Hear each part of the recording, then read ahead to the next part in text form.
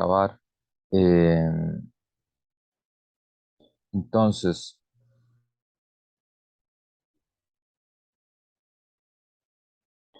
hay un antecedente del que habíamos hablado, creo que habíamos quedado aquí, ¿verdad? Que es la Revolución de 1789, de la Revolución Francesa. Eh, la idea de los derechos humanos está asociado a un reconocimiento de la dignidad intrínseca de los derechos inalienables de la familia humana. Esa es la idea fundamental. Eh, y aquí el concepto central es el concepto de dignidad, ¿verdad? Eh, ¿Qué significa eso? ¿Qué significa la dignidad? ¿Verdad? Eh, y habíamos hecho un ejercicio, ¿no? La clase anterior que tiene que ver con,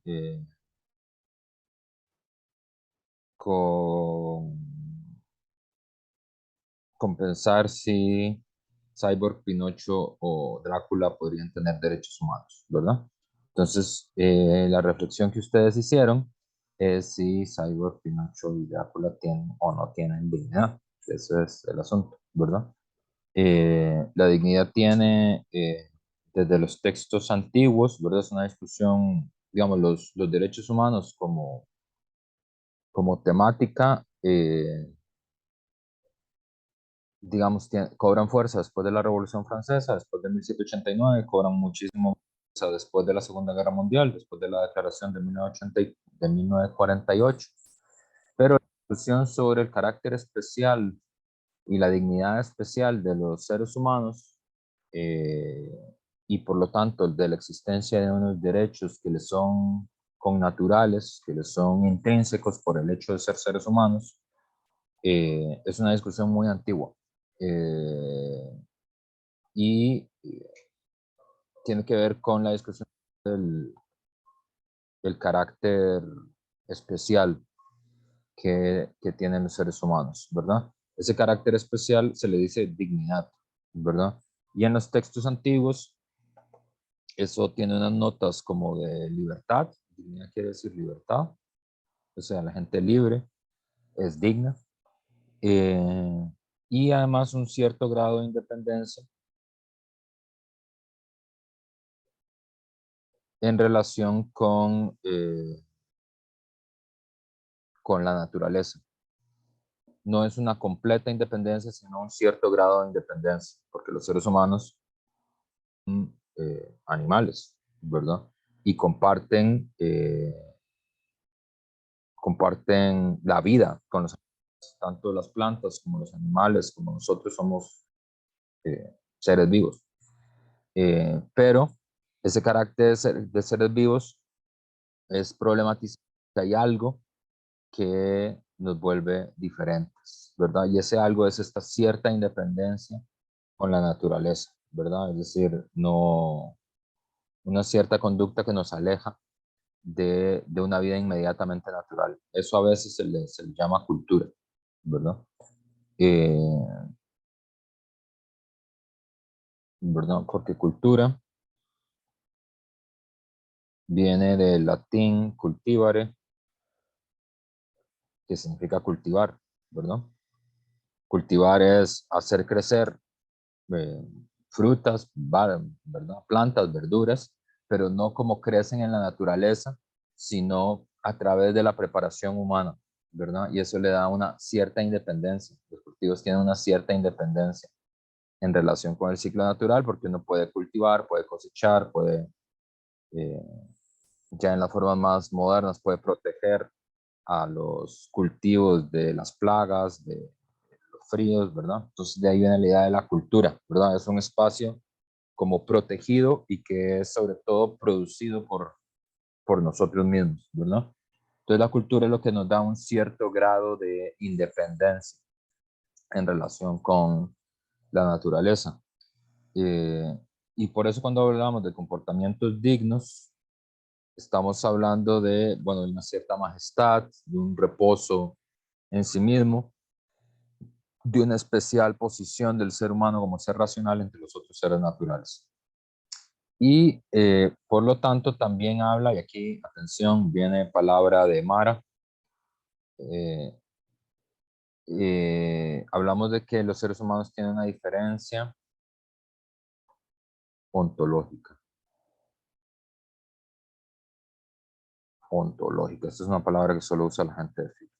Ontológica. Sí, yo vi esa palabra y o sea, no sabía qué significaba. Muy bien. Entonces identificaste la palabra de la Mara. ¿Ven? Yo les dije que la gente de filo son como la gente de la Mara Salvatrucha. Uno dice, eso es español, suena como español, pero no entiendo qué es lo que significa. Esto es una palabra eh, un poco rebuscada. Onto significa ser. Onto, ente de ser. Y lógica, viene la palabra logos, que es una palabra muy querida por la gente de filo. Es una palabra griega eh, que significa 123 cosas distintas en español. Entonces, el logos puede significar pensamiento, puede significar lenguaje, puede significar estudio, ¿verdad? Puede significar lógica, ¿verdad? Por ejemplo, cuando ustedes estudian biología, ese es logos, es el estudio de la vida, ¿verdad? Entonces, pero logos significa pensamiento también, razón, se puede traducir así. Entonces hay muchas traducciones posibles. Entonces, la diferencia ontológica es el estudio o el razonamiento o el pensamiento, el estudio del ser, pensamiento del ser. Y eso obviamente no aclara nada. Entonces, ¿qué quiere decir la diferencia ontológica? Ontología quiere decir el estudio del ser en general, quiere decir el estudio de lo que hay, de lo que existe.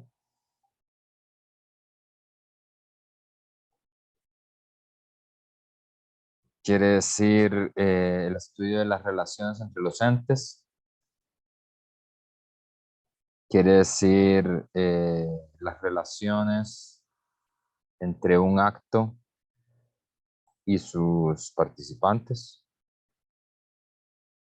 Todo esto. Entonces, cuando se habla de la diferencia ontológica del ser humano, quiere decir qué es lo que tiene diferente el ser humano en su estructura profunda, en su realidad profunda. O sea, qué es lo que hace radicalmente distinto al ser humano de los animales o de las plantas. Porque toda la teoría de los derechos humanos se basa en la idea de que hay una diferencia ontológica entre los seres humanos y el resto de criaturas vivas. Digamos, hay algo que es radicalmente distinto en los seres humanos. Nosotros tenemos una diferencia ontológica con los animales y las plantas, ¿verdad? Es decir, hay una estructura de la realidad que nos hace distintos. Hay algo en la naturaleza de nuestro ser que nos hace distintos a los animales y a las plantas. Eso es lo que quiere decir, ¿verdad? Y entonces ha habido varios razonamientos, varios momentos eh, en los cuales, digamos, varias formas de razonar en qué consiste esa diferencia ontológica. Eh, por ejemplo, sobre todo en los textos de la Grecia clásica, en la filosofía clásica griega, la diferencia fundamental de, entre nosotros y los seres humanos, entre nosotros y los animales, perdón, es a causa de la razón, que en griego se dice logos. O sea, lo que tiene diferente a los seres humanos es la razón. Eh, y justamente porque la razón es la raíz de la libertad, ¿verdad? Lo que hace posible la libertad es la razón. Si no hay razón, no podríamos ser libres, ¿verdad? Eh, y esta relativa, esta libertad apoyada en la razón es lo que nos permite una relativa independencia de los condicionamientos naturales.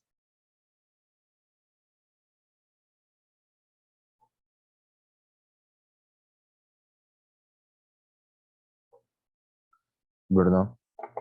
Es decir, y aquí vamos a citar a un señor que se llama Aristóteles, que para la gente que estudia filosofía es como, no sé, como la Shakira de la filosofía, alguien que uno pasa citando siempre. Eh, Shakira es una señora que en los años 90 era muy popular, no tengo idea si para la gente de 20 años sigue siendo popular, ¿no?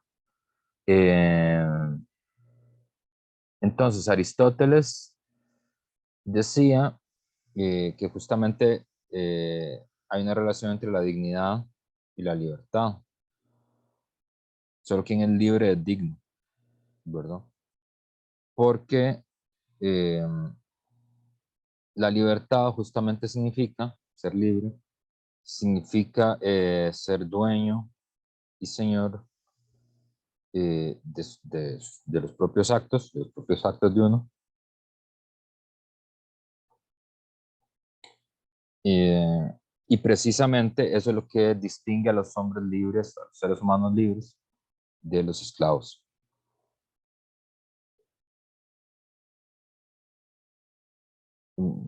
Aristóteles dice hombres libres, pero digamos, quitando el lenguaje machista de la época, los seres humanos libres de los esclavos, ¿verdad? Los esclavos no tienen dignidad, en cambio los hombres libres tienen dignidad. ¿Por qué? Porque son dueños de sus propios actos, ¿verdad? Y esa libertad, la libertad de ser dueño de nuestros propios actos, solo es posible por la razón. Y esa es como la primera, lo que podríamos llamar la primera explicación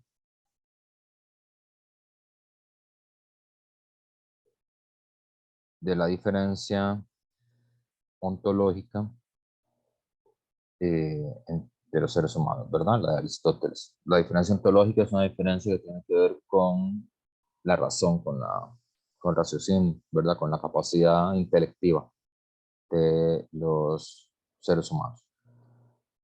Hay una segunda forma de justificar la diferencia ontológica de, de los seres humanos con las otras escrituras, que es una diferencia, que es una fundamentación teológica. ¿Y qué significa teológica? Teológica, teo, que significa Dios, y logos significa estudio. Entonces, es una diferencia fundamentada en el estudio de Dios, en el estudio de las Sagradas Escrituras, ¿verdad? Entonces, este tipo de diferenciación está muy influenciada por las religiones palestinas, ¿verdad? De las religiones surgidas en Palestina, por el judaísmo, por el cristianismo,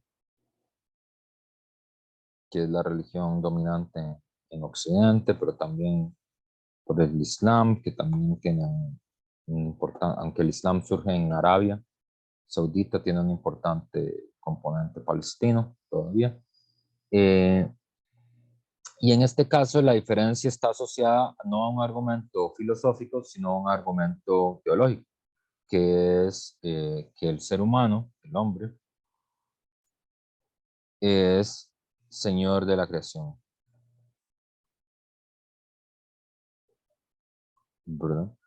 Y por lo tanto tiene un señorío derivado por el lugar especial que, que juega en la creación, ¿verdad? Eh, y esa naturaleza, hay un señor que también la gente que estudia filosofía lo cita mucho, Santo Tomás de Aquino, que primero era Tomás de Aquino y luego fue santo. Entonces, Tomás de Aquino, que es un filósofo católico y es un santo de la iglesia. Señala que la diferencia ontológica que los seres humanos tienen con los animales tiene que ver con que los seres humanos están hechos a imagen de Dios y que por lo tanto los seres humanos tienen inteligencia, tienen libre albedrío, que esta es una palabra que ustedes eh, han oído y es una palabra de invención católica, por cierto, es una idea que solo es, digamos, de invención cristiana, es una idea que tiene sentido sobre todo en el marco de la interpretación cristiana del mundo, ¿verdad? Tienen libre albedrío y tienen dominio de sí. Y estas tres cosas que tienen los seres humanos y que no tienen los animales, inteligencia, libre albedrío, dominio de sí, son cosas que nos conectan con Dios. O sea, el libre albedrío, la inteligencia y el dominio de sí están en el alma de los seres humanos y el alma es la parte divina de los seres humanos, ¿verdad? Es decir, el cuerpo es la parte no divina de los seres humanos y el alma es la parte divina de los seres humanos y en el alma es donde está la inteligencia, el libre albedrío y el dominio de sí, ¿verdad? Y que esas razones teológicas son las que explican por qué los seres humanos tienen una dignidad especial que debe ser eh, tomada en cuenta, ¿verdad? Entonces, esta sería, digamos, la segunda explicación, una segunda explicación de las diferencias ontológicas.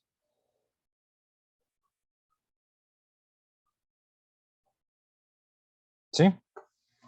Y el problema de esta explicación es que solo tiene sentido y solo tiene asidero y solo podría ser considerada como válida para las personas que tienen fe religiosa, ¿verdad?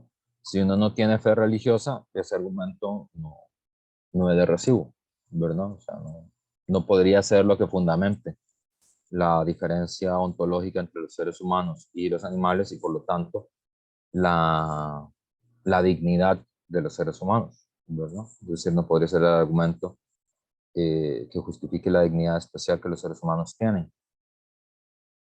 Hay otro señor, que este sería como el Mick Jagger de la gente que estudia filosofía. Mick Jagger es el vocalista de los Rolling Stones, que es considerado uno de los dos grandes grupos de la historia humana, junto con los Beatles. Kant, que aunque él es una persona religiosa, ¿verdad? Eh, no quiere que la fundamentación eh, de la dignidad humana sea una fundamentación teológica, porque la fundamentación teológica obliga a que uno acepte eh, el Dios tal como lo entienden los cristianos, y por lo tanto no es un argumento que podría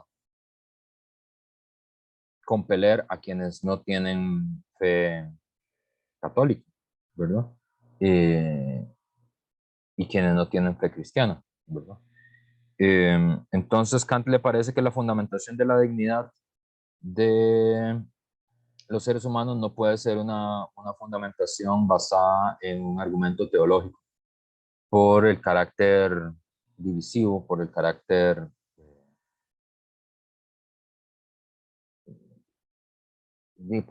sectario, digamos, que introduce, eh, por el carácter confesional, es la palabra que quiero buscar, por el carácter confesional que introduce en la fundamentación. Entonces Kant intenta una fundamentación trascendental de la dignidad que sirva a todo el mundo, ¿verdad? Este trascendental, esta es otra palabra de Mara, entonces apunten ahí, otra palabra de Mara del profesor, trascendental. Porque trascendental normalmente nosotros lo usamos como algo importante, ¿no? ¿Verdad? Como, hey, vean, esta es una información trascendental para el examen. voy a hacer 3 preguntas sobre el Deportivo Saprissa. Entonces, ustedes sí dicen, ah, claro, entonces el profe va a hacer 3 preguntas sobre el Deportivo Saprissa. Eso es trascendental para el examen. Entonces, nosotros usamos la palabra trascendental como sinónimo de muy importante, ¿verdad? Eh, Aquí en filosofía no se usa el término trascendental así. Trascendental se usa como la condición de toda posibilidad. Eso es lo que quiere decir. Trascendental quiere decir eh, las condiciones para que sea posible algo, ¿verdad? Independientemente de las circunstancias, ¿verdad? Entonces, cuando uno quiere hacer una fundamentación trascendental, lo que quiere decir es, voy a fundamentar esto trascendiendo sin importar que la localización en el espacio, en el tiempo, en la historia, la fe religiosa, las costumbres de las personas, digamos, tendría que ser un argumento que trascienda eso y que sea la condición de posibilidad de cualquier acercamiento a esta reflexión, ¿verdad? Entonces él quiere hacer una fundamentación trascendental de la dignidad, ¿verdad? Eh, y esta fundamentación trascendental de la dignidad eh, parte de una distinción muy interesante que vamos a hacer, que es la distinción entre cosas y personas. Perdón. Y lo que va a señalar primero es que las cosas tienen un valor relativo, tienen un precio, ¿verdad? Esto es lo primero. Esto es una cosa que a uno le parece obvia cuando vive en la sociedad que nosotros vivimos, que las cosas eh, tengan un precio, tengan un valor. Y aquí vamos a hacer un rodeo por una pregunta, que es, bueno, ustedes tienen 18 años, me imagino. Entonces tenían 16, digamos, cuando empezó la pandemia. Y ustedes recordarán cuando empezó la pandemia que no sabíamos muy bien qué es lo que iba a pasar en el mundo, ni con nosotros, ni nada de eso. Eh, Todo el mundo se empezó a preocupar, sobre todo las personas más adultas, se empezó a preocupar que les faltara dinero, ¿verdad? Y en todas las casas empezó esta preocupación de que faltara dinero. Eh, Ahora la pregunta que el profesor les hace a ustedes es, ¿por qué la gente estaba preocupada de que le faltara dinero si lo que estaba ocurriendo en el mundo era una pandemia que tenía que ver con la salud de las personas, una enfermedad especial que lo que produce es que, ¿no? Un ahogamiento en el aparato respiratorio? Eh, ¿Por qué le preocupaba a la gente que le faltara el dinero?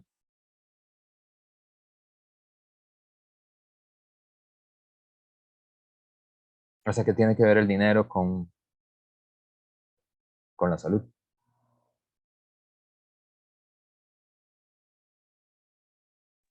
Y no sé, que para acceder a ella necesitamos dinero. O sea, está relacionado en la mayoría de los casos.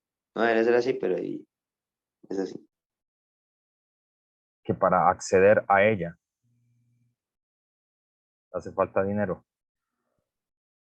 Que provocaba la escasez de recursos por la falta de dinero. Es que ahora todo tiene un precio en realidad. Todo, o sea, todo, a la mayoría de las cosas se accede con dinero. Ya casi nada es como brindado por otras entidades. Claro, el problema es que la pandemia lo que trata es de la salud. Es decir, ¿qué va a hacer uno con el dinero? Se lo toma, se envuelve en dinero para que los pulmones le aguanten a uno. Y al final no, el dinero no termina valiendo nada en comparación a la salud, por decirlo así. Claro, porque la pregunta es, ¿para qué usted quiere dinero si lo que pasa es que usted no puede respirar? ¿Qué es lo que hace el dinero? Le bombea aire a uno cuando se lo come. ¿Qué es lo que hace el dinero? O sea, ¿por qué la preocupación es el dinero?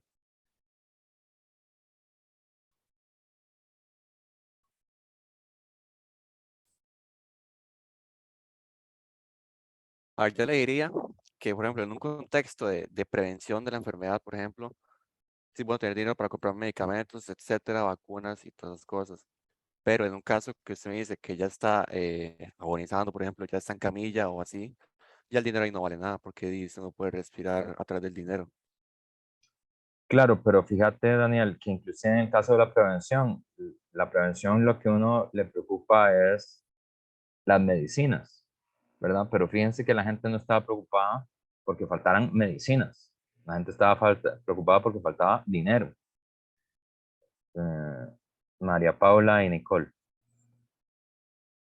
Bueno, pero yo siento que la gente estaba más preocupada por el dinero, por el hecho de que muchas familias dejaron de, por decirlo así, trabajar para poder cuidarse, prevenir que les diera COVID, y eso hizo que poco a poco se les fuera disminuyendo el dinero. Entonces, la preocupación era por el hecho de que por no poder salir a trabajar o por prevenir esa enfermedad, estaban dejando de tener ese dinero.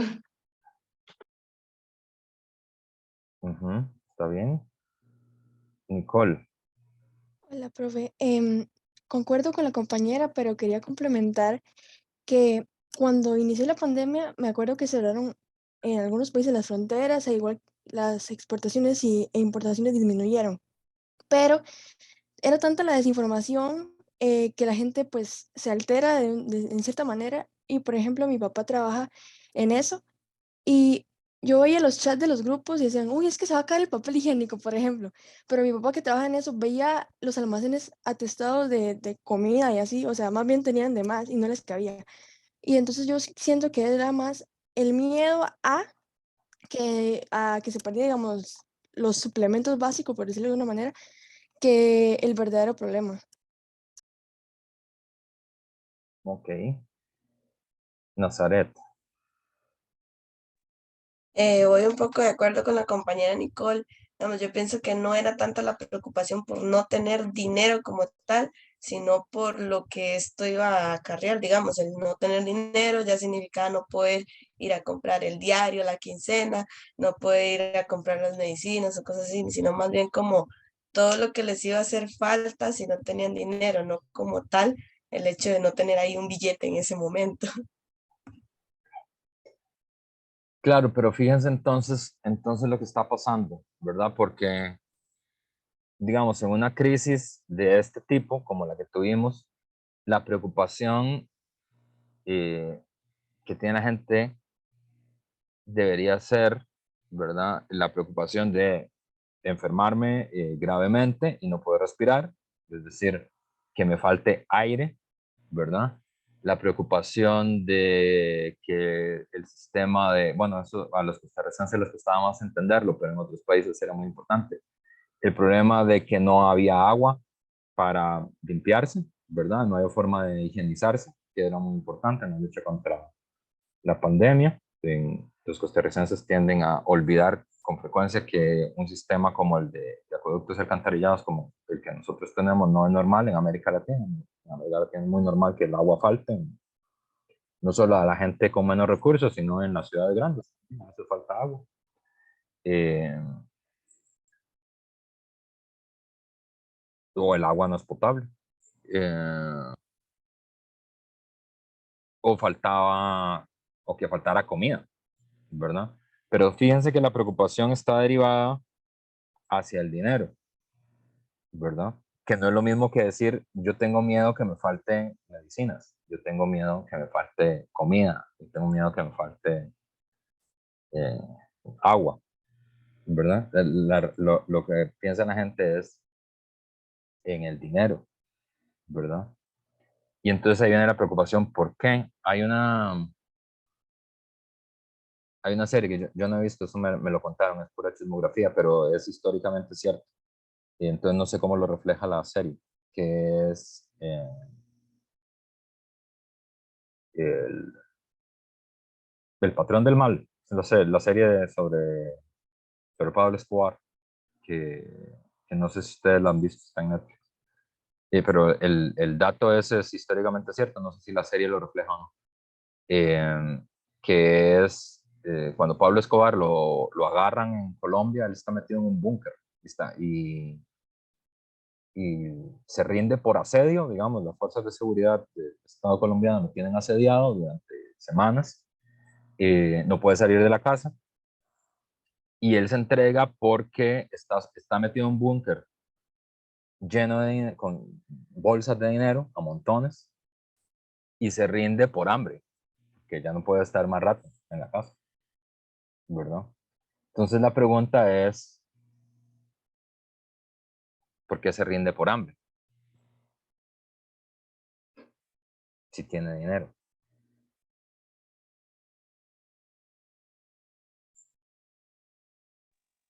Y porque al final el dinero no se come. O sea, se puede comprar comida, pero no se come. Claro, porque el dinero no se come. Fíjense, y esto es una cosa que los marxistas le dicen a eso el fetichismo de la mercancía, que luego se los podría explicar en otra clase o no, no sé. Pero digamos, el dinero en realidad no representa, el dinero es un signo que representa todos los intercambios posibles, pero en sí mismo no vale nada, en sí mismo es papel, ¿verdad? Eh, pero ese papel es un signo que representa todos los intercambios posibles. Por eso es que nos parece importante. Pero el dinero no es, y esta es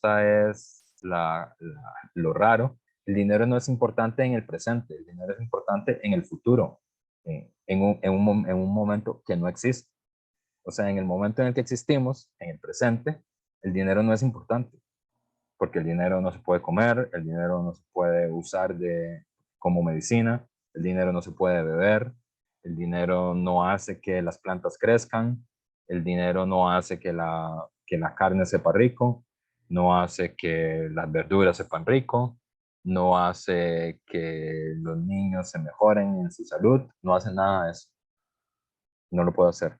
En el presente no lo puedo hacer. Para que un niño se mejore se ocupan medicinas, para que las plantas crezcan se ocupa composta, para que la comida sepa rico se ocupa aceite, para que el carro se mueva se ocupa gasolina, ¿verdad? El dinero solo es importante a futuro, por el futuro que no existe todavía, ¿verdad? Pero además representa una cosa que es eh, el, es un valor que representa todos los valores, ¿verdad?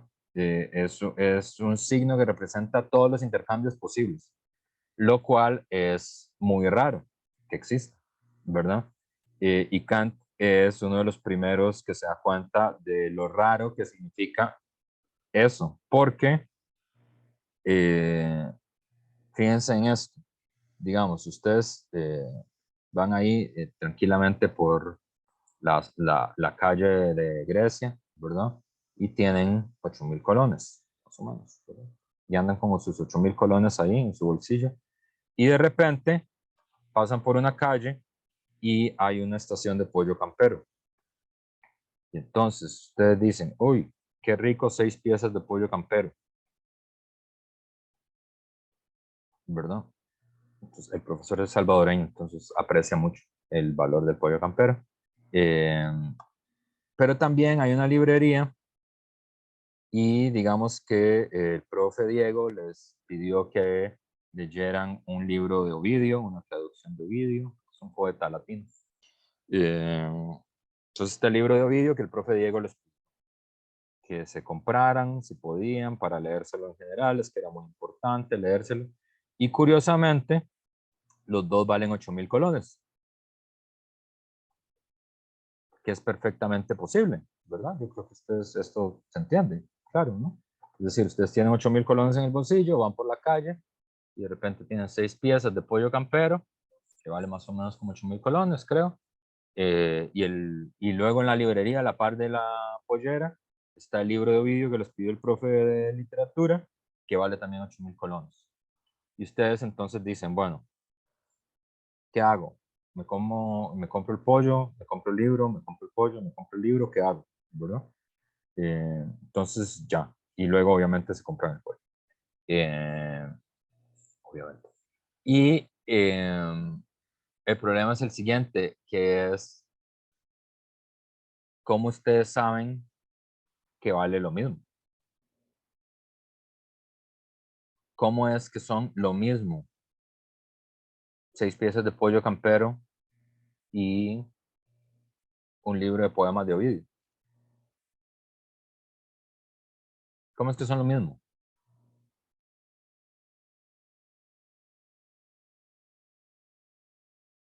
¿No lo han pensado? ¿Por qué es que son lo mismo?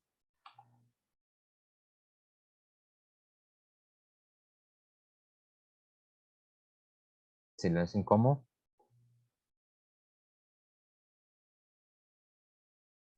Y no, no sé, la verdad. ¿No lo han pensado? Karina. Profe, yo pienso que tal vez no es importante el objeto como tal, sino que el valor que le dan, no sé, algo así. O sea que ustedes si ven 6 piezas de pollo campero a 60.000 colones, se los compran, porque lo importante es el valor que les dan. Bueno, yo no pienso eso, ¿verdad? Pero siento que la gente le da, de ahí, digamos, cada persona le da el valor monetario que quiera darle a lo que está vendiendo, digámoslo así. Ya está en otra persona si desea pagar tanto por eso. O sea, si para esa persona es tan importante eso que está dispuesto a pagar esa cantidad de dinero, eso es lo importante, digamos. Porque de ahí, si una persona dice, a mí me encanta el pollo y me desvío por el pollo y tiene esa plata que le sobra y quiere gastarla en eso, pues perfectamente puede hacerlo.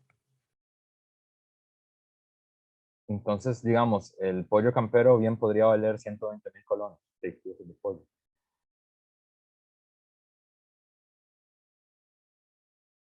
No 3 debería, porque millones de siento que pesos. tal vez se toma en cuenta mucho de ahí la situación económica en cada país. eh, y por eso tal vez se le ponen los precios que se le ponen a las cosas.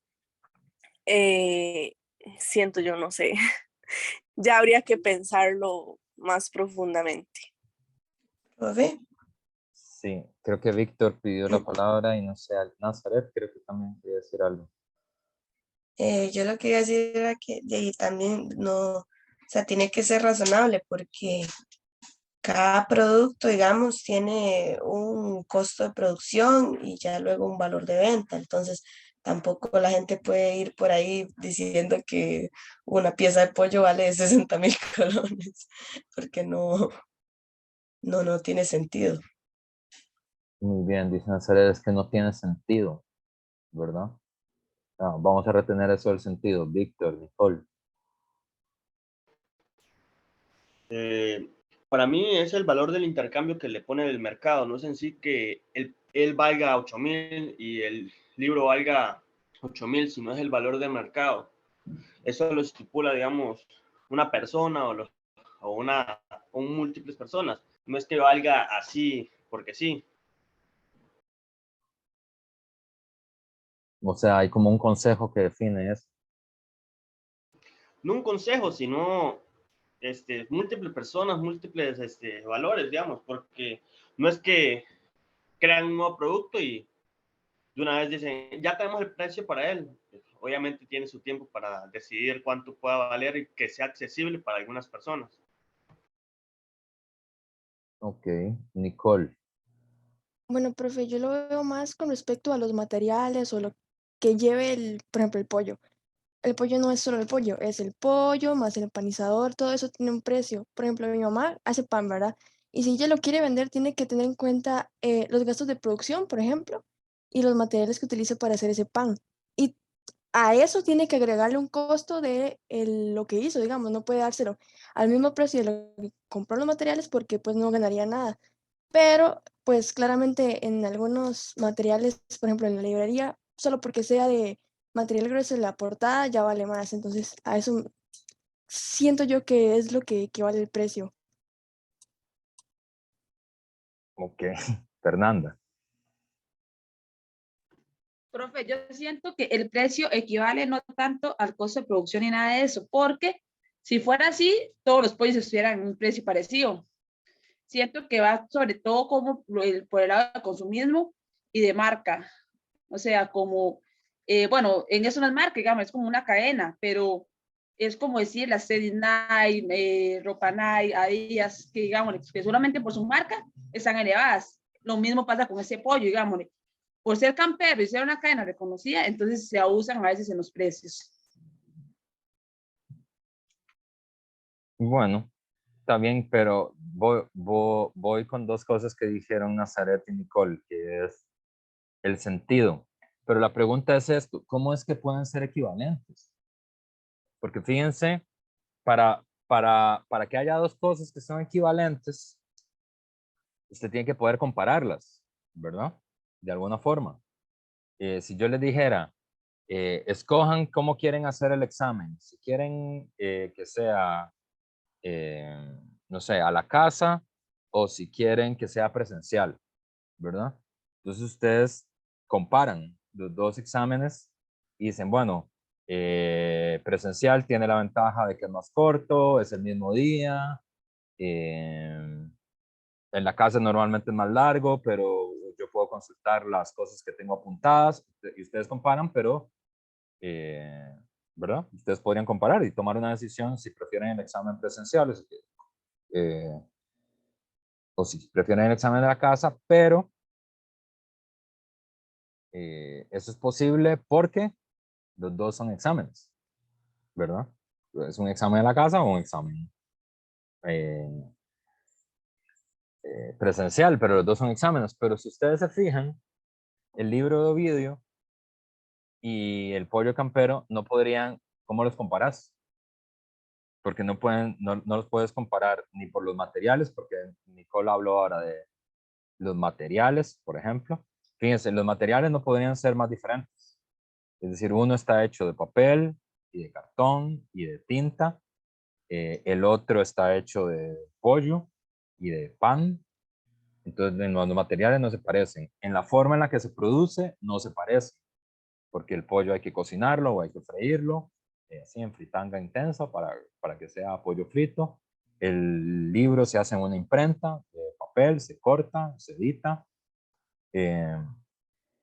Tampoco se pueden comparar con el uso, ¿verdad? Porque el pollo sirve para comerse, el libro sirve para leer, no se pueden comparar con las cantidades de uso ni siquiera, porque el pollo se puede usar una única vez y se tiene que usar de inmediato. Es decir, uno no puede, podría guardar el pollo un día, pero no puede guardarlo 3 días, 4 días, se pudre, ¿verdad? Y lo mejor, y cuando uno come pollo frito es para comérselo inmediatamente, no es raro que lo guarde.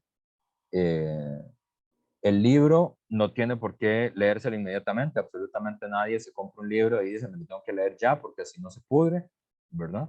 De hecho, es muy normal que no se compre un libro y no se lo lea inmediatamente.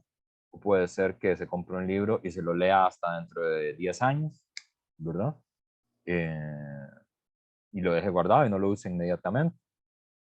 No se puede, el pollo no se puede repetir, ¿verdad? Es decir, no se lo come una vez y ya se lo comió y no hay forma de repetir el pollo, salvo que se coma otro, pero sería otro pollo. En cambio, el libro no, el libro usted lo puede repetir cuantas veces quiera. Usted podría agarrar el libro de Ovidio y solo leerse eso en su vida, una y otra vez, ¿verdad? O leerlo una vez ahora, dentro de 5 años leerlo otra vez cuando es adulto, leerlo el día que se case, leerlo el día en que muere, como en la despedida de la literatura. Entonces, no hay nada que, eh, que parezca que uno pueda compararlo. A diferencia de, por ejemplo, como uno podría comparar, si a usted les gusta el fútbol, uno puede comparar un cambio en un jugador, en un equipo, ¿verdad? Que, no sé, cambiar a Leo Messi por Neymar, ¿verdad? Entonces uno diría, bueno, sí, ahí fue una buena inversión, fue una mala inversión, fue bueno para el equipo, porque uno puede comparar a dos jugadores de fútbol, porque son dos jugadores de fútbol, son comparables. O uno puede comparar a un examen con otro examen, ¿verdad? Pero fíjense que aquí, y Nazaret dice, claro, porque no puede ser muy caro porque si no, no tendría sentido, dice Nazaret. Y tiene razón, es decir, aunque los precios digamos, de una pieza de pollo pueden variar un poco por cadena, a diferencia de lo que decía Fernanda, hay un cierto límite hacia arriba y hacia abajo en lo que se mueve, ¿verdad? Creo que Nicole también lo señalaba en su intervención. Es decir, hay panes más caros y panes más baratos, pero hay una banda en la que se mueve, ¿verdad? Digamos, todos nosotros sabemos que una pieza de pollo no puede valer 3 millones de colones, ¿verdad? Eso no está dentro del marco, ¿verdad? Uno puede qué sé yo, puede saber que un auto puede valer 3 millones de colones, está en el margen de lo que puede valer un auto, ¿verdad? Un auto muy barato. Pero una pieza de pollo no tiene sentido que tenga ese precio. Eso lo veremos en algún momento. Tiene un nombre en la tradición marxista que se llama fetichismo de la mercancía. Y en realidad lo único que tienen en común todas esas cosas es el trabajo humano. Es la única forma por la que lo podemos comparar. Todas son productos del trabajo humano. Entonces, la medida en la que comparamos algo tan disímil como un libro de poemas y 6 piezas de pollo, es porque todas son hechas por el trabajo humano. Y ese es el elemento que nos permite comparar una cosa con la otra. Pero más allá de eso, lo que está claro es que las cosas tienen un precio. Un valor, ¿verdad? Pero las personas no tienen un precio.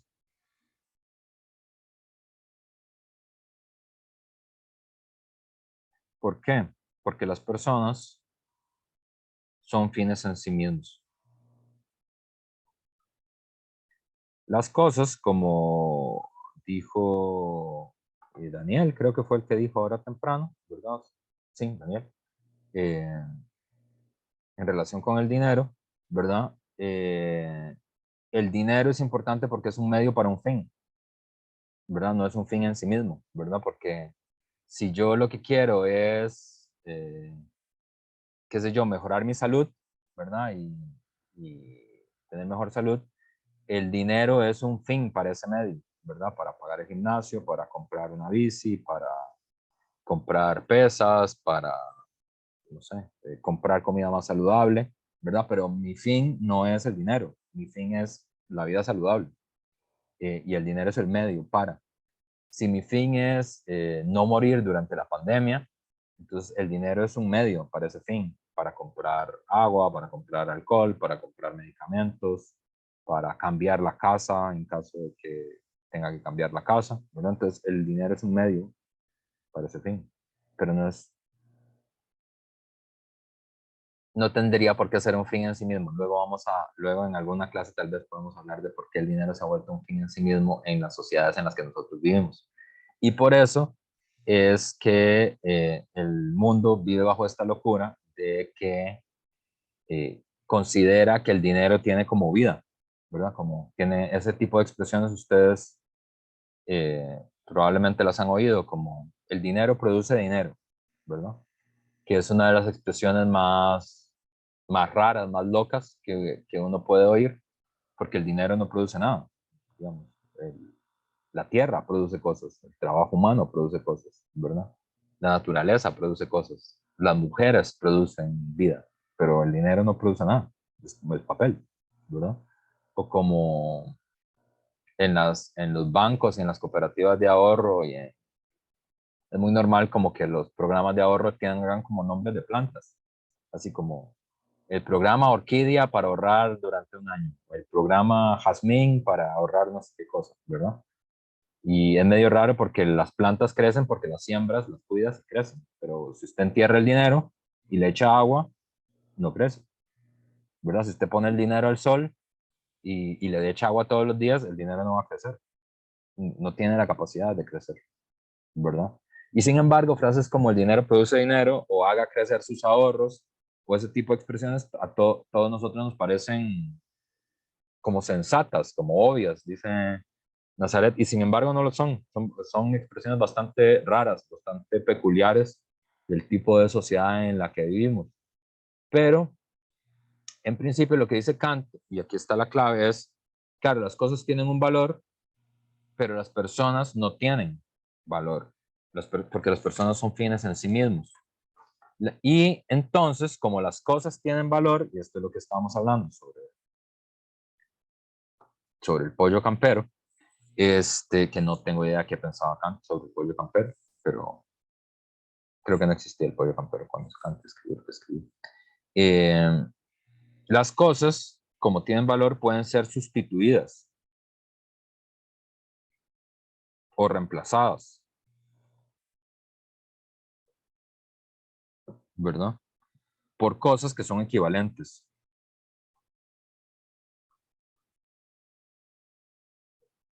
Y para eso nosotros usamos el dinero y esa es la ilusión que nos produce el dinero.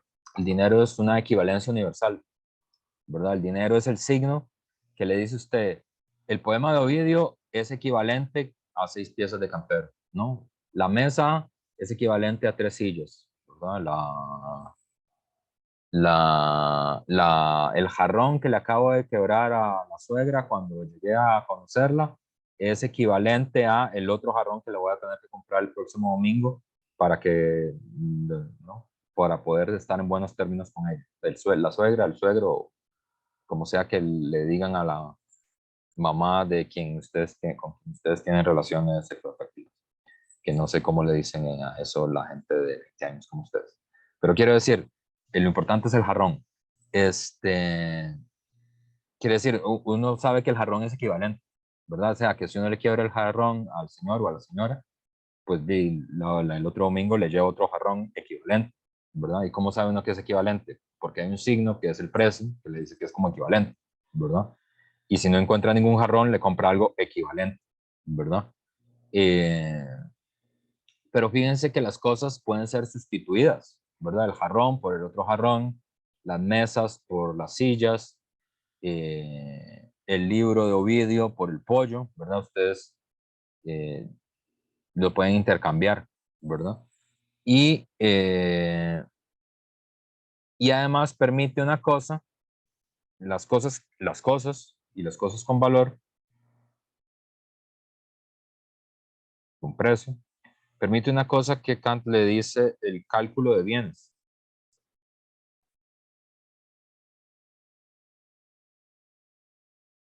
El cálculo de beneficio, podría decir uno, creo que es más preciso. El cálculo de bienes es lo que le permite a uno calcular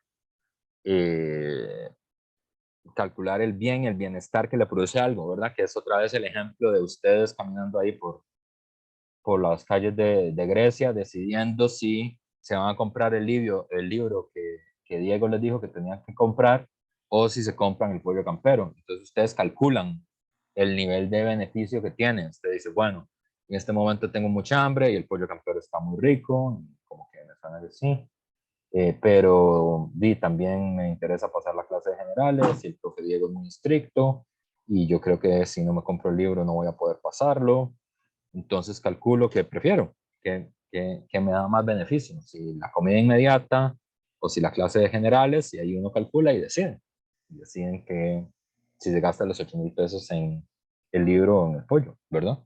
Lo mismo con, qué sé yo, con unas mesas y unas sillas, ¿verdad? Usted calcula qué me hace falta más, la mesa para escribir durante las clases de generales o las sillas, porque la verdad no me gusta estar sentado de cuclillas y eso es muy incómodo y la verdad preferiría estar más cómodo. Entonces tengo que calcular qué me da más beneficio, porque son intercambiables, ¿verdad? Es decir, las sillas o la mesa es intercambiable si yo decido sobre la base de qué me es más beneficioso, ¿verdad? Ahora, lo que señala Kant es que todo aquello que se eleva por encima de todo precio y por lo tanto que no admite equivalentes es lo que tiene dignidad, ¿verdad? Entonces, las personas tienen dignidad porque no admiten equivalentes. Uno puede hacer equivalencias con las personas. No admiten equivalentes y además no admiten equivalentes porque se elevan por encima de todo precio.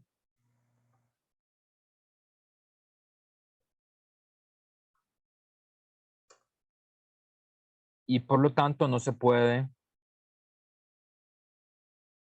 hacer un cálculo de bienes con las personas. Las personas tienen dignidad, ¿por qué?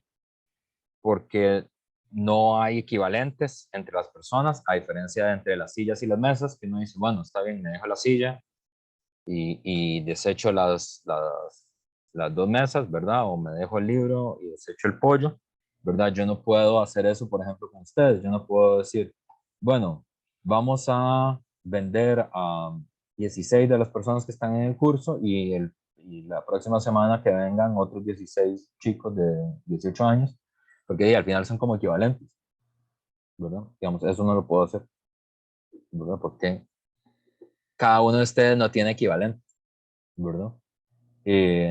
Por eso no los puedo intercambiar, digamos, por otros 16. Y además no puedo hacer un cálculo de bienes con las personas. No puedo calcular qué persona me da más beneficio que la otra. Quien hace mucho eso, por ejemplo, ahora paréntesis del profesor, porque ustedes puede ser que no hayan leído aún la Declaración Universal de los Derechos Humanos, pero no pueden haber no visto el Batman de Nolan, muy importante para las clases de filosofía. ¿Dónde están?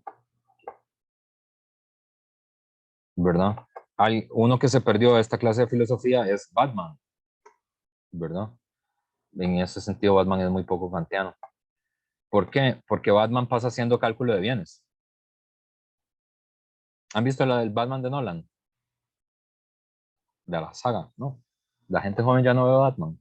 Obviamente, pero Muy bien, Esteban, se acaba de acreditar una bolsa de jocotes por esa respuesta. Entonces, tarea para generales, ver la saga de Nolan, muy importante. El profesor obviamente ve esas películas con el único objetivo de poder explicar mejor Kant a sus estudiantes de generales. No hay ninguna otra razón por la que el profesor podría ver estas películas. Pero, por ejemplo, en muchas de las películas, Batman tiene que calcular los bienes, tiene que calcular, bueno, si hay un bote lleno de los peores criminales de Ciudad Gótica,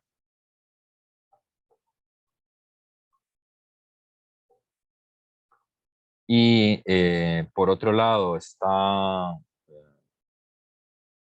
Harvey Dent, que es el fiscal de Ciudad Gótica, que se supone que es el hombre encargado de vencer la corrupción en Ciudad Gótica, que está por más tareas así. Claro, podemos hacer una larga asignatura. Aunque no lo crean, las series de superhéroes pueden ser más filosóficas de lo que ustedes creerían. No son tan filosóficas, estoy exagerando. Algunas, las que están mejor hechas, presentan dilemas filosóficos interesantes como para la clase. Entonces, Batman tiene una de las sagas, hay un bote lleno de los criminales peores de Ciudad Gótica, y en el otro está Harvey Dent, que es una única persona, que es como el fiscal, que luego va a ser Harvey Two Faces, Harvey Dos Caras, que es el malo, uno de los malos de Ciudad Gótica. Y entonces Batman tiene que hacer un cálculo. Él hace un cálculo de bienes. Dice, aquí yo calculo que la vida de Harvey Dent es más importante que la vida del bote lleno de los criminales de Ciudad Gótica, y por lo tanto puedo decidir, digamos, es intercambiable la vida de Harvey Dent con el bote lleno de los criminales, y tomo una decisión, ¿verdad? Y calcula el beneficio. Entonces Batman es bien, digamos, se perdió esta clase de generales, se perdió esta clase de filo. Porque luego también tiene que calcular si tiene que salvar a Miranda Tate, a la chica que le gusta, y a Harvey Dent, ¿verdad? Entonces, puedo calcular si tengo que salvar a Harvey Dent o a mi compañera. Entonces, si puedo elegir, si puedo hacer un cálculo de beneficio con las personas, ¿verdad? Entonces, en esta mirada, ¿verdad? Las personas son intercambiables. Batman razona así, ¿verdad? Batman sí considera que las personas son intercambiables, que no tienen valor en sí mismo, ¿verdad? Curiosamente, el que, el que no razona así es Robin, por eso es que es tan importante en toda la saga, ¿verdad? O sea, el que impide que Batman mate al Guasón es Robin, porque Robin sí considera que no son intercambiables las vidas, no son equivalentes las vidas humanas, ¿verdad? Pero parte de la cosa como interesante, tiene muchas cosas interesantes, esa es interesante de la serie. Karina. Profe, también en ocasiones, digamos en la vida real, cuando a los doctores les toca elegir, pues entre qué persona tal vez es más factible que sobreviva y demás, y entonces pues le brindan la atención a esa persona. Sí, que es un caso extremo, que por suerte el país no tuvo que llegar hasta ahí, pero fue una discusión sobre la pandemia, que es qué pasa si hay 10 máquinas para entubar y hay 11 enfermos. O sea, ¿qué sucede en ese caso? ¿Verdad? Pero en general, digamos, el principio con el que fundamenta Kant es este, ¿verdad? Es decir, como las personas no son cosas, por lo tanto las personas no son intercambiables, uno no puede decir es preferible el bote de criminales a Harvey Dent, no puede hacer ese cálculo de vidas. ¿Por qué? Porque hay una dignidad especial, ¿verdad? Que la da el hecho de ser personas, de no tener precio. Las cosas que tienen precio son intercambiables. Entonces, si la decisión es salvar la medalla que me regaló mi abuelita para mis 15 años y un bote lleno de piñas, ¿verdad? Uno podría decir, Dino, mejor que salven la medalla de mi abuelita, porque eso me parece que es más valioso, ¿verdad? O podrían decir lo contrario, ¿verdad? Es decir, que se pierda la medalla de mi abuelita y que se salve el bote lleno de piñas, porque es intercambiable, ¿verdad? Hay comparación, pero lo que señala Kant es que la única forma en la que podríamos fundamentar que hay una dignidad especial de los seres humanos, de todos los seres humanos, es considerarlos sin precio, ¿verdad? Y por lo tanto como no equivalentes, no se puede. Y lo que implicaría es que no hay cálculo de bienes posible con los seres humanos. Uno no puede hacer ese cálculo que hace Batman, ¿verdad? En ese sentido, Batman es no kantiano, ¿verdad? Hay algunos autores que consideran que sí es posible hacer cálculo de bienes, que es otra tradición de otros autores, John Locke, por ejemplo, David Hume, Hayek también considera eso, ¿verdad?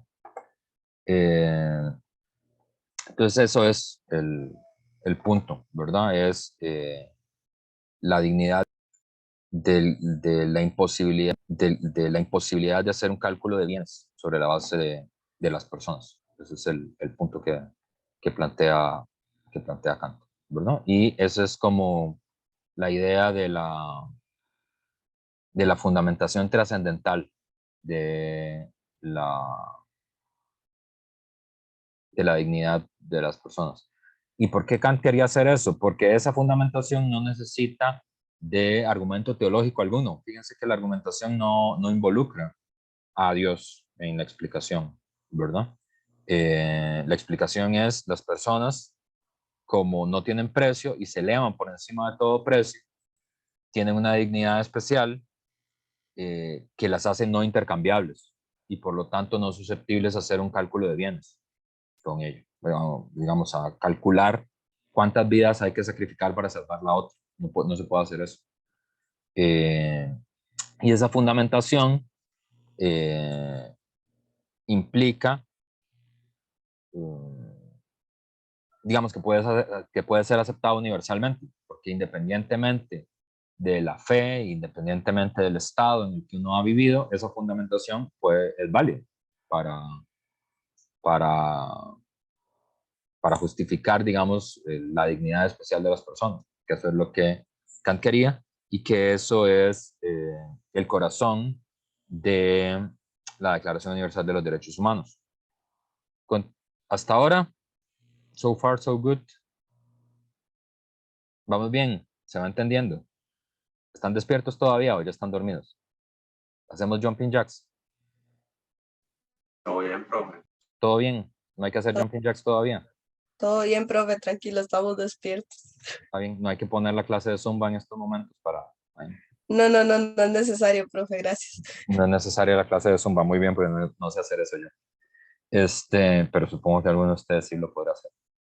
Entonces, en la declaración que ustedes leyeron, además continúa con la siguiente afirmación: el desconocimiento y el menosprecio de los derechos humanos han originado actos de barbarie ultrajante. Entonces aquí aparece el término barbarie ultrajante. El texto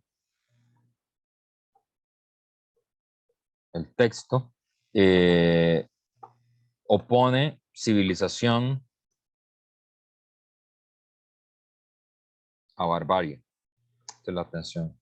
Esta palabra es una palabra medio complicada, barbarie, que se usa mucho. O sea, yo creo que ustedes probablemente la hayan oído en alguna ocasión.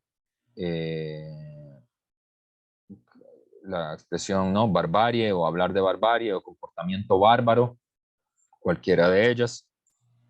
Normalmente tiene distintos significados, pero barbarie normalmente significa, creo que es como lo utiliza la Declaración Universal de Derechos Humanos, significa ausencia de Estado. Una de las características de la barbarie es la ausencia de Estado.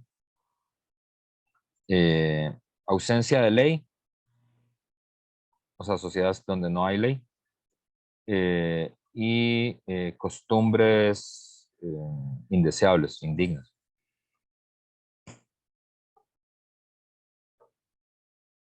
Normalmente eso es lo que significa, ¿verdad? Cuando, qué sé yo, cuando dos barras de fútbol se pelean a la salida del estadio y alguien dice que es un comportamiento de bárbaros, es un acto de barbarie, ahí lo que quiere decir es que esas costumbres son indeseables, son indignas, ¿verdad? O sea, que no deberían comportarse así, ¿verdad? Cuando hay ajusticiamientos, ¿verdad? Qué sé yo, como los que comete el narcotráfico en Costa Rica, ¿verdad? Es decir, asesinatos a mano armada, digamos, con alevosía, y alguien diría que eso es un comportamiento bárbaro. Lo que quiere decir ahí no es costumbres indeseables, sino quiere decir ausencia de ley, ¿verdad? Ausencia de una ley que impida que eso ocurra, ¿verdad? O cuando alguien dice la barbarie se ha apoderado de Libia después de la guerra, lo que quiere decir es que en Libia no hay Estado, producto de la guerra civil que hay desde hace 11 años en Libia. Entonces, bárbaro, que significa un poco eso, ausencia de Estado, ausencia de ley o costumbres indignas, eso es lo que significa. o costumbres indeseables, ¿verdad? Cuando la abuelita le dice a uno, hey, vea, no sea bárbaro, no coma con la mano, lo que quiere decir es que comer con la mano es una costumbre que la abuelita considera indeseable, ¿verdad? Que mejor coma con el tenedor. No está diciendo que usted está fuera de la ley o que usted vive sin Estado, ¿verdad? Lo que quiere decir es que esa costumbre es indeseable. Entonces, bárbara significa esas tres cosas. En el caso de la declaración de lo que está pensando, la barbarie que está pensando justamente lo que ocurre en la Segunda Guerra Mundial. O sea, y toda la declaración que ustedes leyeron está muy marcada por el impacto que tuvo en la conciencia humana los hechos de la Segunda Guerra Mundial, ¿verdad? Que incluyeron a la guerra en sí misma, ¿verdad? Que fue una guerra que costó 20 millones de muertos en Europa.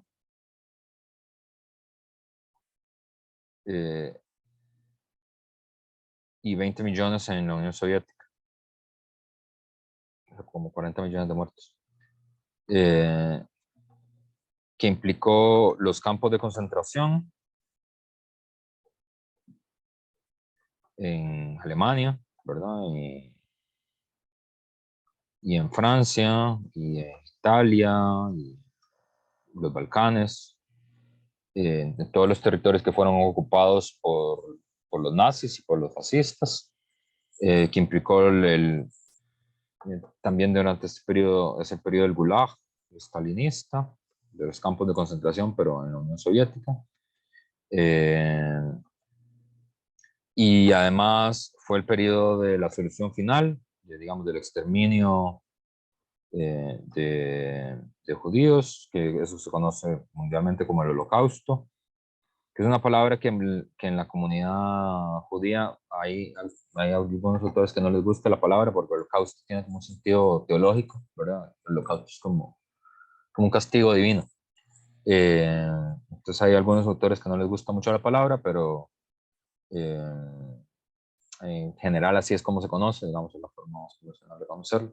Y como si no fuera suficiente, además hubo una bomba atómica al final de la guerra. Y dio inicio a una carrera armamentista, digamos, para producir y conseguir bombas atómicas. El primero que consiguió la bomba fueron los Estados Unidos, que usaron la bomba en 2 ciudades, en Hiroshima y en Nagasaki, el 6 de agosto de 1945 y el 9 de agosto de 1945. Después de eso se produjo la rendición de Japón. Si usted, voy a hacerles una recomendación por la que no me van a querer mucho. Si quieren llorar desconsoladamente, a más no poder, que debe ser la película más triste de la historia de las películas, pueden ver La Noche de las Luciérnagas, que es una peli de anime que trata sobre esto, sobre el 6 de agosto, sobre el 9 de agosto, que es tristísima y yo siempre que la veo lloro desconsoladamente, pero es la mejor película que se puede ver para entender qué significó la bomba. La Noche de las Luciérnagas se llama el anime. Y si les gusta el anime, no sé si les gusta el anime. ¿Quién ya la vio? Alison. Sí, ya. Lloró desconsoladamente, igual que yo. Sí, bastante. Sí, es tristísima. Uno dice, no puede ser. Pero es buenísimo. O sea, es muy triste, pero buenísimo. Lo cual parece raro, pero no es raro.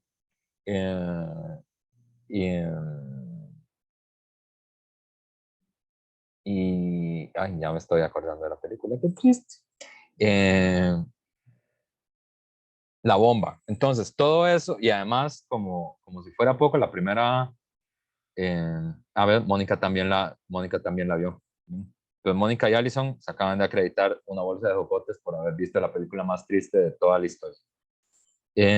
Bueno, por lo menos la más triste que yo conozco. No conozco ninguna más triste. Pero igual es una gran película. Y a partir de ahí, además, hubo una carrera. En 1948, cuando la declaración se firma, ya la Unión Soviética también tiene bombas atómicas y luego las van a conseguir China, India, Pakistán, Francia, Israel Inglaterra. Creo que esas son las potencias atómicas. Ah, Corea del Norte. No me sé todas las potencias, pero esos son los países que tienen bombas. En 1948 la humanidad estaba, que además había iniciado una cosa que se llama la Guerra Fría, que ustedes estudiarán con Alan. Entonces no estaba muy claro si iba a haber una nueva guerra nuclear o no. Si iba a haber una tercera guerra, pero esta vez nuclear, ¿verdad? Entonces también hay muchas pelis que narran, muchos pelis y muchos productos culturales que narran ese periodo histórico. Si les gusta el cine, hay una película de Stanley Kubrick, que es un gran director de cine. Si no lo han visto, no pueden pasar por la universidad sin haber visto alguna vez una película de él. Está La Naranja Mecánica, está 2001 Odisea del Espacio, está Doctor Strangelove o Cómo fue que conseguimos la bomba, Doctor Strangelove o Cómo fue que aprendimos a amar la bomba, ese es el nombre. Y retrata ese clima de Guerra Fría en el mundo. También, si les gusta el rock progresivo, hay un grupo que se llama Pink Floyd, que también uno no puede pasar a la universidad sin haber oído Pink Floyd alguna vez. Tiene una peli muy linda que se llama El Muro. ¿Cómo se llama? Es un musical. Es una película que es un musical basada en esta película, El Muro. De hecho, el cantante de este grupo vino a Costa Rica hace, no sé, hace 3 años, creo. Y hay un verso de esa peli donde un niño le dice a la mamá, le dice, mamá, mamá, ¿tú crees que van a lanzar la bomba? Es como un niño hablando con la mamá mientras la mamá lo está arrullando, y eso es lo que le pregunta el niño a la mamá, que si ella cree que van a lanzar la bomba. Entonces, la bomba de la que está hablando es la bomba atómica. Y ahí, ya para terminar, para que vean cómo eso es transversal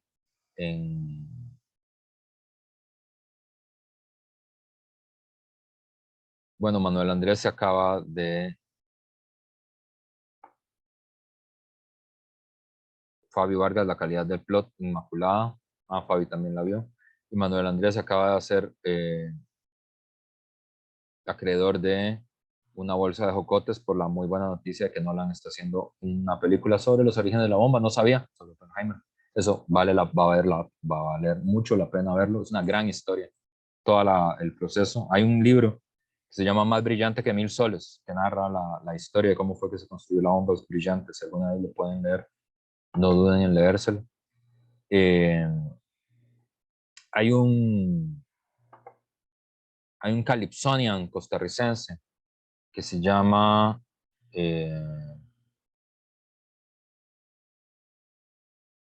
se me olvidó el nombre. La canción la canta Manuel Monestel. Es un calipso famoso en Limón que se llama Next Creation. La nueva la pueden buscar, está liberada en YouTube y está liberada en Spotify. Es una canción, es un calipso bellísimo.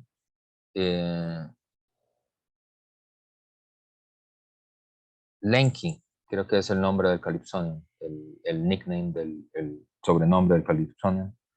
Y es la historia de un Calypsonian en Limón en los años 60 que le cuentan primero que la carrera espacial, es decir, de cómo los seres humanos llegaron al espacio, ¿verdad? Y como ustedes sabrán, los primeros que llegan al espacio son los animales.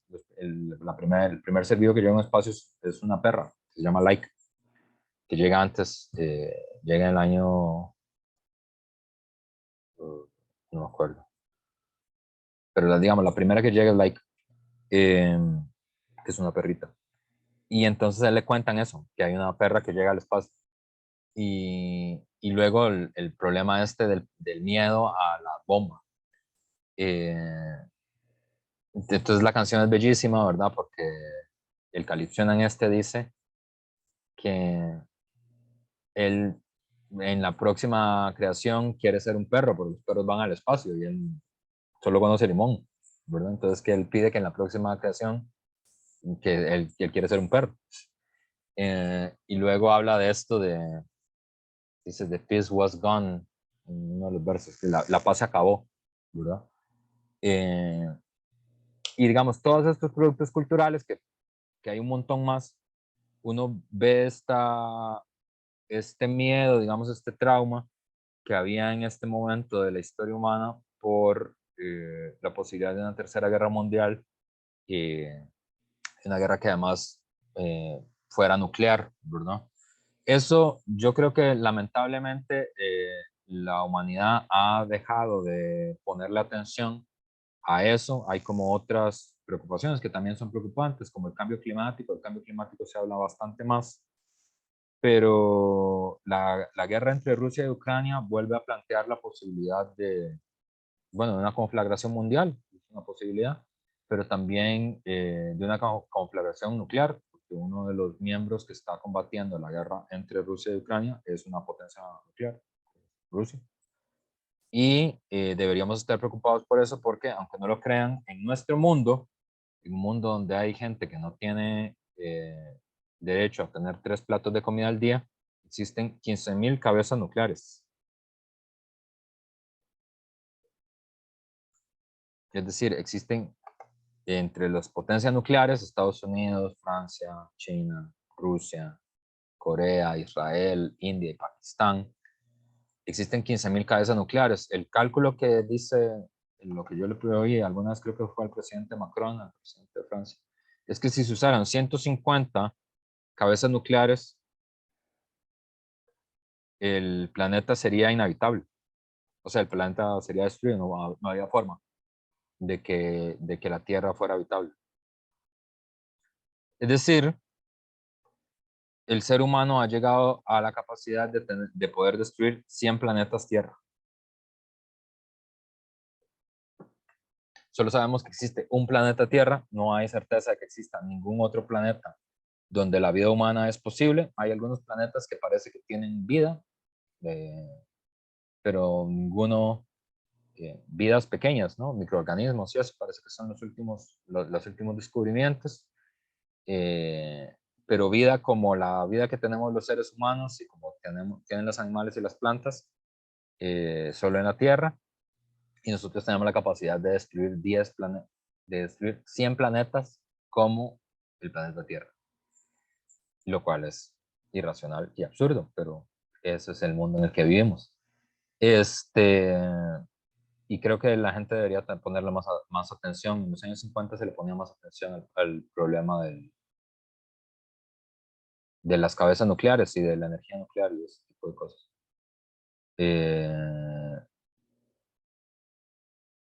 Y entonces, en medio de estos que él habla, ellos hablan de los actos de barbarie ultrajante, ¿verdad? Y la esperanza que hay con la Declaración Universal de los Derechos Humanos es señalar justamente que los derechos humanos deben ser protegidos por un régimen de derecho,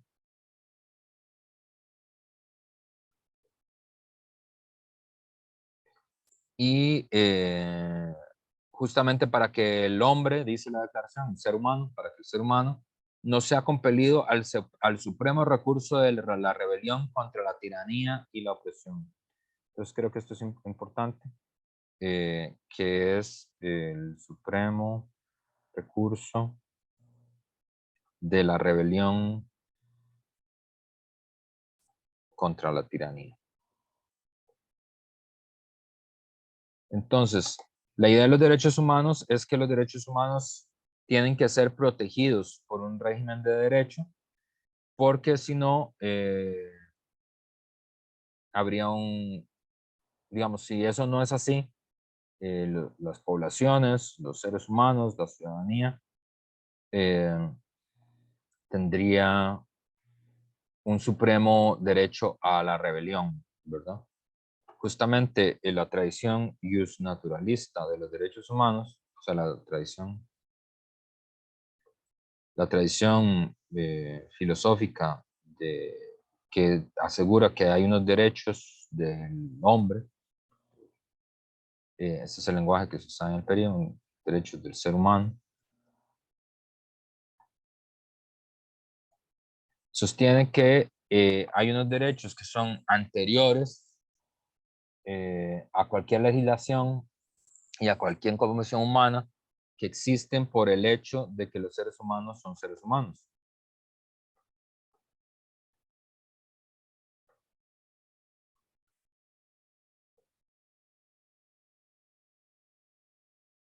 Y que si el Estado hace algo en contra de esos derechos,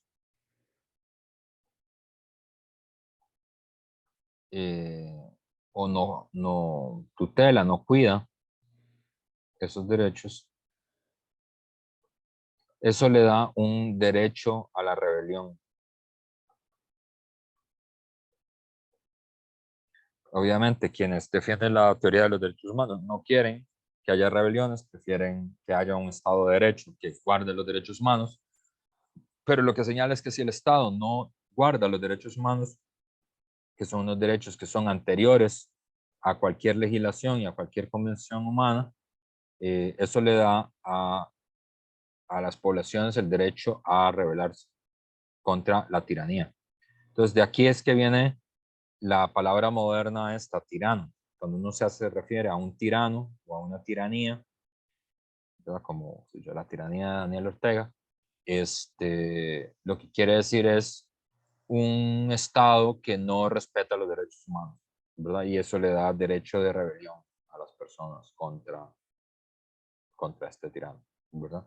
Eso a ustedes creo que les puede parecer como muy obvio en el mundo contemporáneo en el que ustedes viven, pero fíjense que no necesariamente, digamos, durante mucho tiempo, antes de la modernidad, no era tan patente cómo era posible rebelarse legítimamente contra la autoridad. Si ustedes piensan en un texto clásico de Occidente, por ejemplo, como el Nuevo Testamento, ¿verdad? La Biblia no otorga derecho de rebelión contra las autoridades. De hecho, hay un pasaje importante, creo que está en Mateo, no estoy muy seguro, pero creo que está ahí, donde los judíos le preguntan a una comunidad, digamos, le pregunta a Jesús de Nazaret si ellos tienen que pagar impuestos si tienen que pagarle impuestos a los romanos, tienen que pagarle impuestos al César. El César es, digamos, los romanos son ocupantes del territorio palestino y son contrarios a la religión, son contrarios a la buena nueva, ¿verdad? Y lo que dice la escritura es darle al César lo que es del César y a Dios lo que es de Dios, ¿verdad? Que lo que quiere decir ahí es que los cristianos están obligados a pagarle impuestos al Estado, aunque sea un Estado ocupante, ¿verdad? Es decir, se ve la obediencia cívica, digamos, la asunción cívica como algo que hay que hacer, ¿verdad? Porque mi reino no es el de este mundo, es el de los cielos. Entonces, digamos, por ejemplo, inspirado en ese pasaje, uno no podría justificar una rebelión contra el rey, ¿verdad? En el caso de la Odisea, que es otro caso así, o en Robin Hood, por ejemplo, en otro cuento así, anterior a la modernidad, uno puede rebelarse contra el rey, pero porque hay un rey ilegítimo, es decir, un rey que no tiene la sucesión legítima de la monarquía, ¿verdad? Es decir, Odiseo lo que pasa es que es un rey ausente, pero él es rey legítimamente. Entonces, cuando regresa a Ítaca, regresa como rey, ¿verdad? Robin Hood se enfrenta a Juan sin tierra porque es un rey ilegítimo, porque el rey verdadero es Ricardo Corazón de León, ¿verdad? Pero no, él no está en contra de la monarquía como tal, sino está en contra de una monarquía ilegítima, ¿verdad? Entonces, la idea de la rebelión legítima contra la autoridad es una idea que costó mucho que la humanidad fuera produciendo, aunque siempre han habido rebeliones en la historia humana y hay una larguísima historia de rebeliones de todo tipo. Nosotros hemos encontrado en la teoría del derecho natural una de las formas, digamos, más modernas y más actuales del derecho a la rebelión, que es lo que le otorga a uno derecho a la rebelión, es cuando se violentan los derechos naturales de los seres humanos, digamos, los derechos humanos de los seres humanos, eso le daría un derecho especial a la rebelión. El texto busca, obviamente, también, eso lo dice en la declaración, tiene varios objetivos, mantener relaciones amistosas entre las naciones, es decir, evitar la guerra, que hemos fracasado bastante, por cierto, en intentar evitarla, pero ese es el objetivo de los derechos humanos. Promover el progreso social y elevar el nivel de vida dentro de un concepto más amplio de libertad. En 1948 lo que se firmó fue una declaración, no un pacto, es decir, era puramente declarativo, era una declaración de intenciones. A partir de 1977 se firmó un pacto que ya es parte del moderno sistema de derechos humanos, que ahí sí los estados firmantes de ese pacto se comprometen a cumplir con los derechos humanos. Las ventajas que se ven de los derechos humanos es que es una concepción común, es un lenguaje moral común para los tiempos de paz.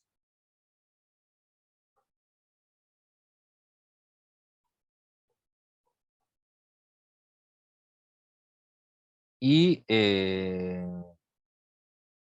justamente es un ideal común por el que todos los pueblos y naciones deben esforzarse y producir instituciones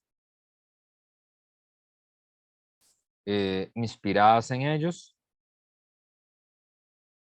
Y además, instituciones, los estados tendrían la obligación además de promover mediante la enseñanza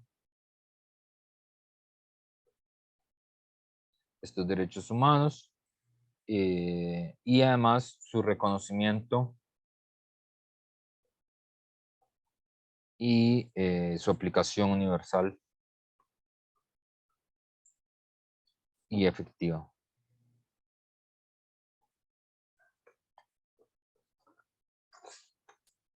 Ya para finalizar, todavía tenemos, todavía la otra clase, vamos a ver tanto la lectura esta de la declaración como la fundamentación de Marlaska, y ya sería la última clase que hablamos sobre derechos humanos, porque todavía no hemos terminado de ver esto, pero sí, yo quería, ya para terminar, que pensáramos en lo que dice el artículo 1, que es la idea de que los seres humanos son iguales, libres y fraternos.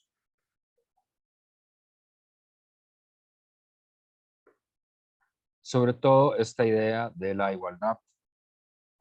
Yo les había dicho en la otra clase que en contra de lo que nosotros creemos, que donde la igualdad es una idea que nos es muy intuitiva y muy querida para nosotros, la mayor parte de la historia humana, nosotros no hemos creído que somos seres iguales. De hecho, la mayor parte de la historia humana hemos creído que los seres humanos somos desiguales por naturaleza. Desiguales por naturaleza, desiguales por rango, desiguales por sangre, desiguales por raza, desiguales por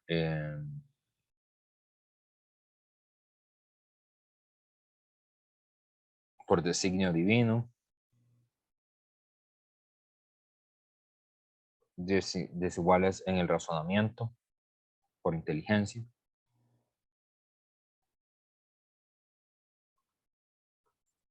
Y entonces la idea de la igualdad es una idea que se vino forjando y que se volvió una fuerza electrizante en 1789, después de la Revolución Francesa. Pero yo quería señalar el largo camino que tienen porque, como les dije, hay muchos autores que nunca consideraron que los seres humanos fuéramos iguales, sino que creían que éramos desiguales. Por ejemplo, hay un autor que se llama Pitágoras, que es el autor del teorema de Pitágoras, que en realidad no sabemos si existió o no. O sea, hay un término que es Pitágoras, que se cree que es alguien que existió, pero no está muy claro si existió o si es el nombre de varias personas o si es un personaje inventado, ¿verdad? Lo que sí está claro es que había pitagóricos, seguidores de Pitágoras, que todavía no sabemos si es una persona o una invención de personas, y son los que descubren el teorema de Pitágoras. ¿Se acuerdan del teorema de Pitágoras? La suma de los cuadrados de los dos catetos es igual que el cuadrado de la hipotenusa, ¿verdad? A cuadrado más b cuadrado igual a c cuadrado. A la raíz de ese cuadrado. Y ellos, porque en ese momento justo estaban en un momento de descubrimiento de la matemática, los pitagóricos decían que el aprendizaje de la matemática era un aprendizaje que tenía que ser un aprendizaje restringido. Que el conocimiento de la matemática solo lo podía tener un pequeño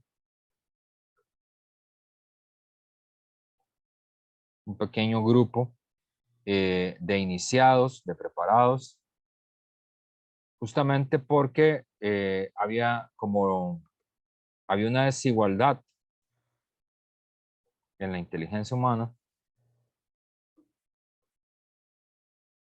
Lo que ellos decían es, hay individuos que no están preparados para entender las verdades matemáticas,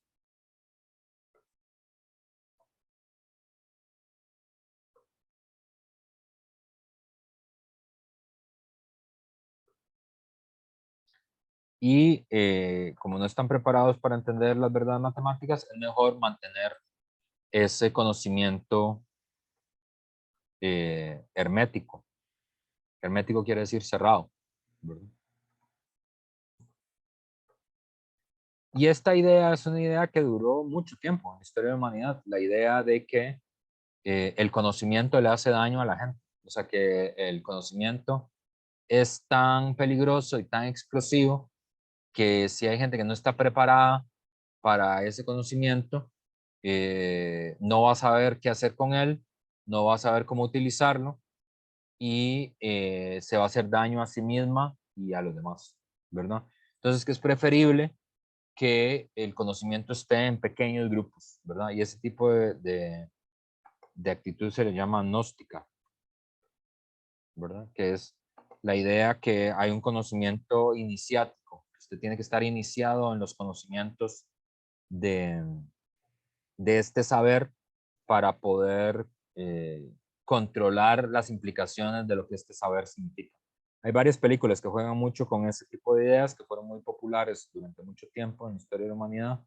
Esta serie de películas, Demonios y Ángeles y El Código Da Vinci, todas estas de Tom Hanks, parten sobre esa misma idea, ¿verdad? De una secta secreta, digamos, como de iniciados con un saber que nadie más tenía, ¿verdad? Y que era muy antiguo. Y es una idea que fue muy, muy normal. Por ejemplo, en los países donde hubo esclavitud, que fue casi todos en América, de hecho. Por ejemplo, en Estados Unidos, en Brasil, en Cuba, bueno, en todo donde hubo esclavitud durante la colonia y hasta bastante entrado el siglo XIX, los esclavos no podían leer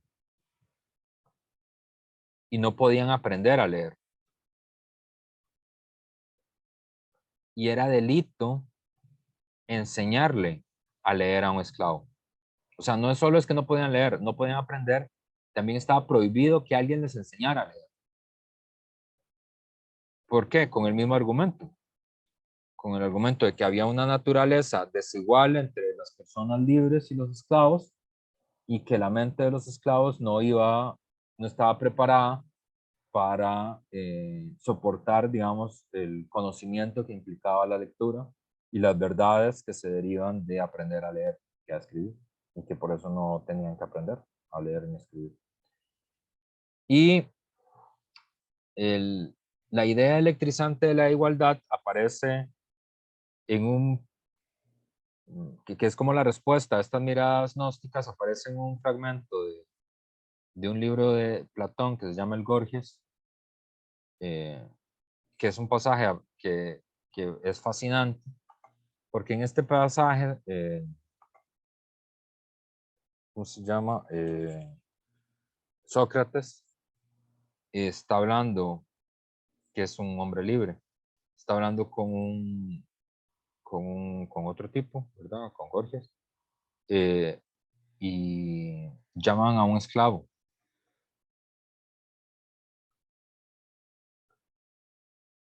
Y Sócrates le explica sobre la Tierra, el teorema de Pitágoras, ¿verdad?